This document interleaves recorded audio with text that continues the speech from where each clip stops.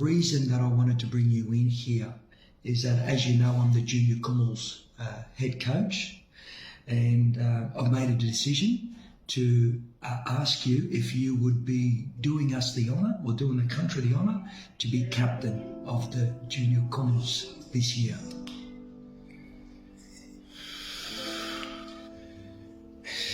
Feel like very emotional here a little, but thank you so much. I graduated with both hands, and I'm not going to let my family down, my country down, my coaching staffs, and also I'm not going to let my boys down, and we all want to work together hand in hand. And we want to prove you right this year, 2025.